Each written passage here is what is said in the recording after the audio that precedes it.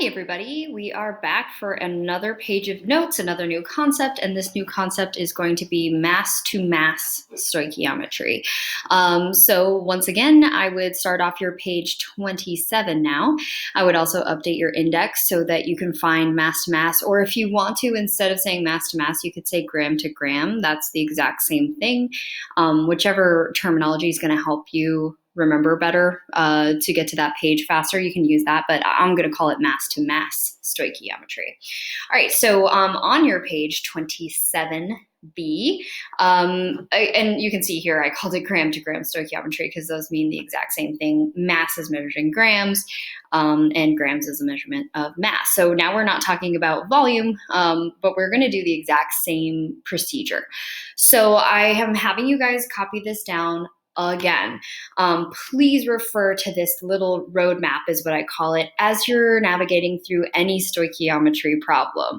It tells you exactly how to get where you need to go, and then also what conversion factors you're going to use to get there. So for example, the last thing we did was volume to volume stoichiometry.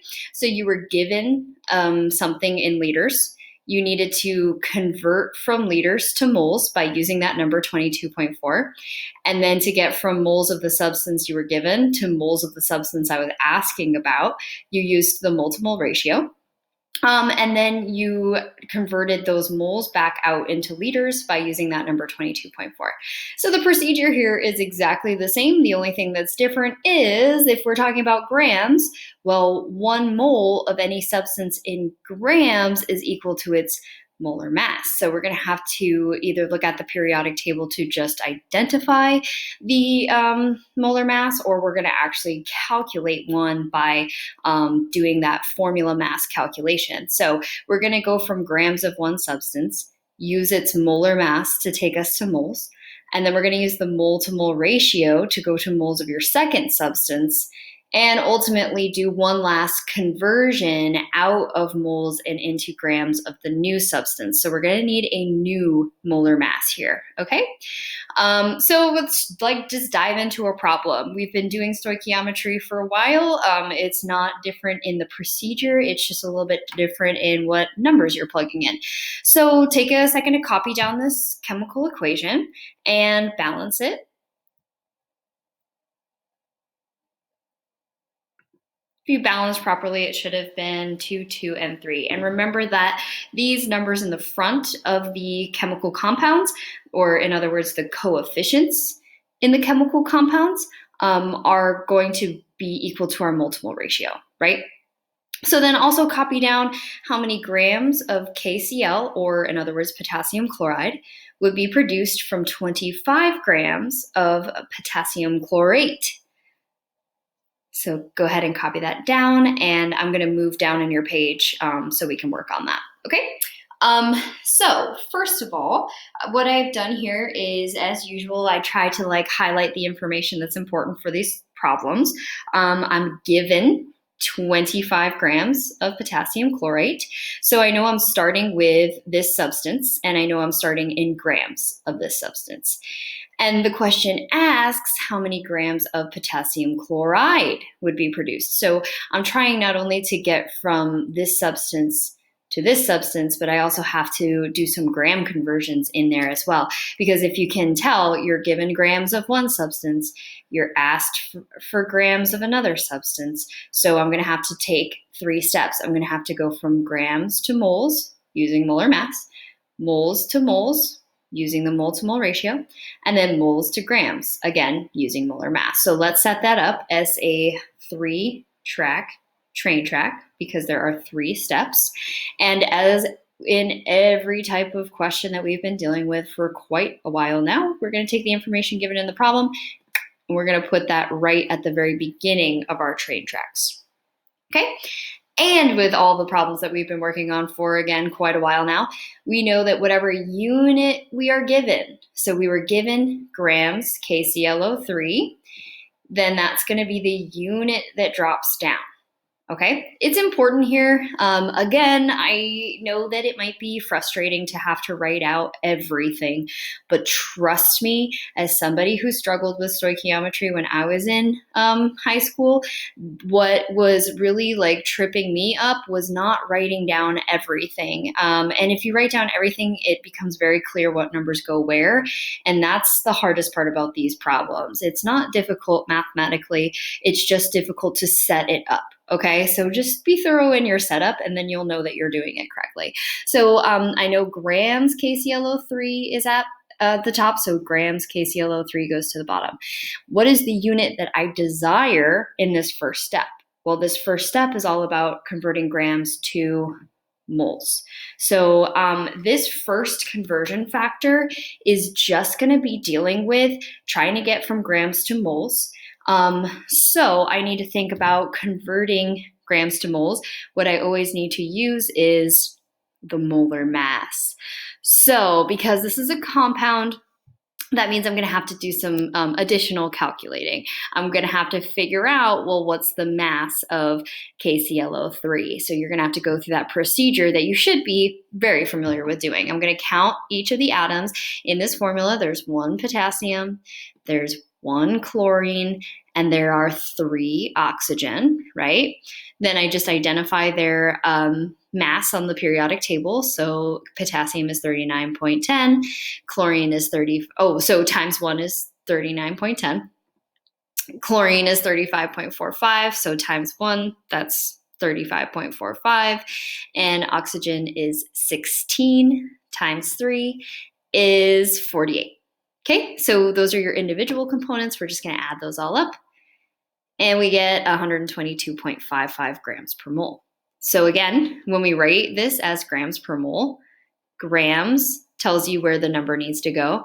And then that's always going to be per a single mole, just 1 mole, right? So where I see grams in this conversion factor, the little g, that's where I'm going to put the number that I just calculated, which is 122.55. And where I see mole, I'm going to say 1. Okay, so this first step cancels grams out and gets us 2 moles of KClO3. Now that's not where I want to stop. I want to ultimately get to grams of KCl. So now I have to go from this substance, KClO3, to KCl. So in order to do that, once again, I'm going to say that what goes up must come down. So moles of KClO3 is now at the bottom of my next step, right? And again, I'm trying to get 2 moles of KCl. So I'm going to write moles KCl at the top. Okay, so remember this second step right here is really just to use the mole to mole ratio to get to your second substance. When we do that, we need to use the molar ratio. Molar ratio is given to us from the coefficients in a balanced chemical reaction. So KClO3 up here has 2, so that means 2 is going to go next to KClO3. And KCl also happens to have a 2 next to it, so we're going to say 2. All right, cool. So this step right here cancels out the moles KClO3 and now leaves us in moles of KCl, which is good. Now we're at the substance we want to ultimately be calculating for, but we're not in the unit we want to be calculating for. The very last step here is just a conversion of moles to grams, so I can get to the final answer. So I'm going to say moles KCl is on top. So to cancel out, we need to put moles KCl on the bottom, all right? And then the units desired, which goes always at the top of your step, is in this case going to be grams of KCl. Well, again, how many grams of KCl are in a mole? Well, it's going to be equal to its molar mass. So we do have a little bit more calculating we have to do here. So I'm going to, the pre-work is already done for it though. I'm just going to say, well, this substance is made out of potassium. It's made out of chlorine. There's 1 potassium and there's 1 chlorine. The mass of potassium, well, I've already looked it up, actually. It's 39.10. And the mass of chlorine I've already looked up, which is, so times 1 is going to be 39.10. And then chlorine I've also already looked up. Times itself is going to be 35.45. I have to add these numbers together. and I get 74.55 grams per mole. Okay, so once again, the reason why I had you write this, always make sure you write grams per mole, is because now you know wherever it says grams, that's where you write your number, and wherever you see mole, you know it's per 1 mole. So at the bottom I have, or I'm going to put the value that I calculated at the top next to grams, and this is going to be in 1 mole. Okay, now everything's all set up and I just have to plug it into my calculator correctly. Remember what I told you in the last video with these kind of longer setups for stoichiometry? What I typically do when I put this into a calculator is I click parentheses 25, I don't really need to type times 1, times 2, times 74.55. Close your parentheses. Then hit divide, and you're going to divide it by everything at the bottom. So we're going to hit parentheses on 122.55 times 2. And again, you don't have to write times 1, but if it makes you feel good, you can. And then you're going to close that parentheses. When you hit the equal button, just to double check that you're doing this correctly in your calculator, I would quick pause and calculate and then check, just to make sure you're not making some sort of mistake on your calculator. You should get 15 grams KCl. Okay. So this is how you do gram to gram stoichiometry. I'm not going to walk you through too many more problems. I want you to just try it because you know how to do this. At the bottom of what we just did, I want you to copy this down. Here are your steps. You know what you're doing here. You need to first convert the grams of the given substance to moles of the given substance. That's something we've worked on for a long time, right? Step 1 right here is just a 1-step gram to mole conversion. Okay. Step 2 is use the mole to mole ratio to convert to moles of the desired substance. Once again, that's something that we've been practicing for a while. You are getting very good at doing that with volume stoichiometry as well. So you can see right here, step 2 is just a mole to mole ratio. Okay. And the last thing you're going to do to solve these problems is convert the moles of the desired substance to grams of the desired substance. So you can see that that's what we did right here in step 3. We went from moles of KCl to grams of KCl. So again, it's just a gram to mole conversion, mole to mole conversion, and then mole to gram conversion. Okay, so go ahead and get now to the left side. Page 27A should have this think, ink, pair, share by it. You're going to use the same exact equation. Okay, I don't have you copying down the equation again, but you're going to use the equation that I gave you in my example. And this time, if you had 25 grams of KClO3, how many grams of oxygen would you get out? So pause your video, try this one out, and then we can check.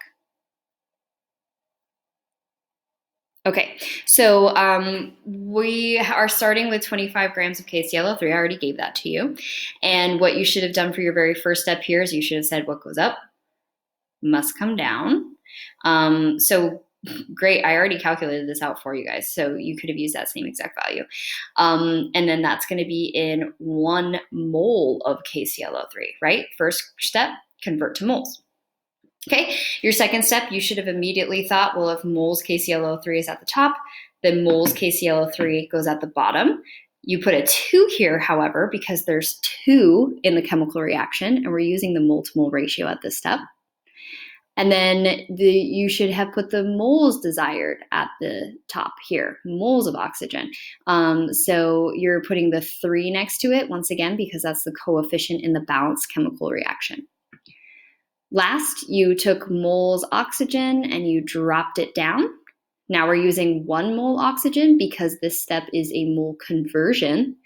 And in 1 mole of oxygen, hopefully you guys remembered this, there's 32 grams of oxygen, right? There's 2 oxygens in this molecule, so it's double 1 oxygen, which is 16, right? So then you should have multiplied across. You should have taken the top and divided by everything at the bottom here. And you should have got 9.8 grams of oxygen. Okay, so once again, if this helps you as you're working on practice, which you guys will work on practice tomorrow, maybe label on your own practice here that what you did is you converted from grams to moles KClO3 right here. Then you converted from moles KClO3 to moles O2, and you used the mole to mole ratio to do that. And that's what you did right here. Okay, and your last step was converting from moles of oxygen to grams of oxygen. That's what you did right here. Okay, so hopefully that helps. Let me know if you guys have questions. We're going to get to practicing and get some feedback on that practice before we have a quiz on Monday. Okay, hopefully you guys have a good rest of your day. Okay, bye.